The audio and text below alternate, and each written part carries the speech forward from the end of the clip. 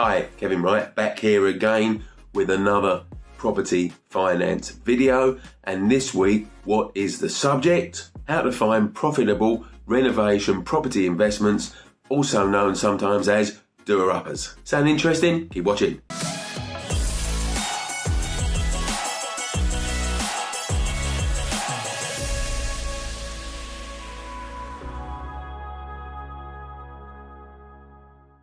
So, renovation projects. Someone recently asked me a question and they said, look, I'm constantly looking for projects, but either the agents are selling them at too high a price, in other words, close to the done up value, even though I've still got to do them up and there's little margin left in it for me, or they're sold at auction and they sell for way too much money. So am I missing something? Well, let me answer that question. Possibly yes. But let's drill down a bit on the detail here.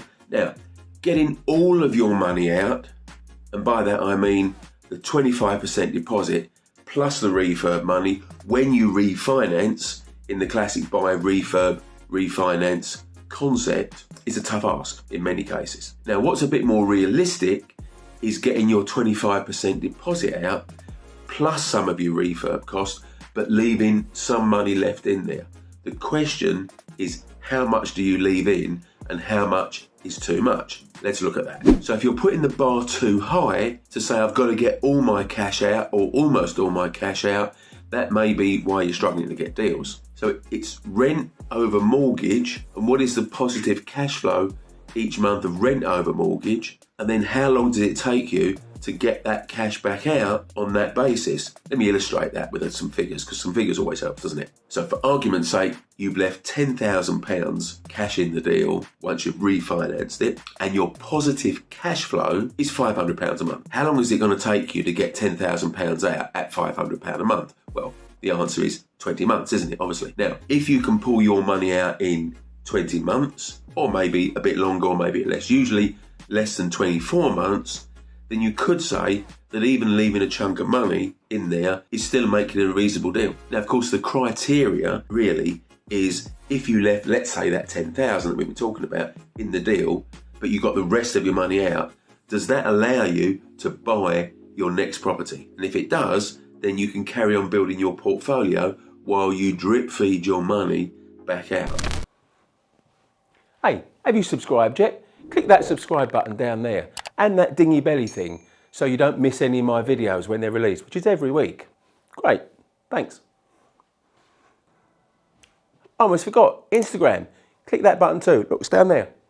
Thanks. Now, picking the right property does require a higher sense of discipline, which means it's got to be the right property for the right usage. In other words, how you're going to derive rental income from it, and it's got to be in the right area, and absolutely it's got to be at the right price. So overpaying for a property is a sure way to leave more cash in. So it's about being able to work out how much you can afford to pay on a property and how much is too much. Now, see the video that I shot about how to price up how much you can pay for a property. You should see the thumbnail on the page. If you shift your focus onto properties that are dilapidated to the point where they're not currently mortgageable, that should help to find the right sort of property to do up and make money from. The great thing about unmortgageable properties, as long as you know how to fix the problem, is that you get rid of all the mortgage dependent investors who automatically ignore properties that you can't get a mortgage on. Good, eh? So the key here is to only focus on properties that you know you can fix the problem. So whatever the problem is with the property, if you can fix it, it's okay. Now, you might say, well, I haven't got the cash to buy cash buyer only properties. That's okay too, because your friend here is bridging finance, because bridging finance lenders lend on unmortgageable properties so that you can do them up or fix the problem and make them mortgageable. Now, often unmortgageable properties hang around for longer and in some cases sell for cheaper because the sellers got more motivated by hanging around for months trying to sell the property. They want to sell it, no one wants to buy it, so they get to a point where they can accept lower offers, which is great for you. So it's about using the flexibility of bridging to buy these unmortgageable properties, doing them up and then refinancing them at an uplifted value. Now, agree with the point that auction properties often sell for too high a price. So whilst you can pick up properties at auction, it's much harder to pick them up at a price that allows you to make a decent profit, particularly if they're resi refurb properties, because that's what everyone seems to go to auctions for, to pick up these type of deals. There's lots of competition.